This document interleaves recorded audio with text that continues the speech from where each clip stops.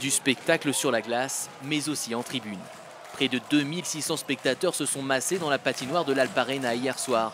La meilleure fréquentation de la saison, grâce notamment à l'afflux de vacanciers. C'est une bonne ambiance et nous on ne connaissait pas, on est du Var, on ne connaît pas du tout le hockey et finalement c'est super. C'est surtout une terre de hockey sur glace et c'est vrai que c'est un petit peu, je pense, comme voir un match de foot au Brésil. Je pense que quelque part c'est quelque chose d'assez intense et donc j'ai voulu le vivre. Ouais. Une ambiance de feu dans une patinoire bondée, de quoi stimuler les joueurs de Luciano Basile.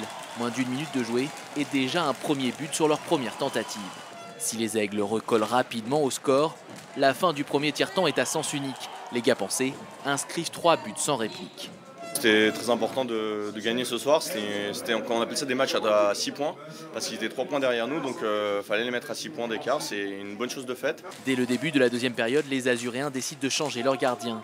Un geste fort qui ne suffira pas face à des Gapençais bien en jambes. Le deuxième tiers-temps se conclut sur le score de 6-2 pour les locaux. Notre premier gardien a fait des très mauvais matchs ces derniers temps, il est un peu en délicatesse. Donc notre deuxième gardien, lui, par contre, a fait des super matchs. Donc c'était pas par dépit qu'on l'avait mis, c'est parce qu'en ce moment il était meilleur que l'autre. Ceci dit, le début du match l'a pas aidé non plus. Puis de toute manière, l'équipe était tellement absente au premier tiers-temps qu'il se fait fusiller 3-4 fois. Franchement, il n'est pas responsable de notre défaite. Au final, les hockeyeurs de Luciano Basile s'imposent 7-3. L'entraîneur profite enfin d'un effectif au complet avec le retour au jeu de nombreux blessés.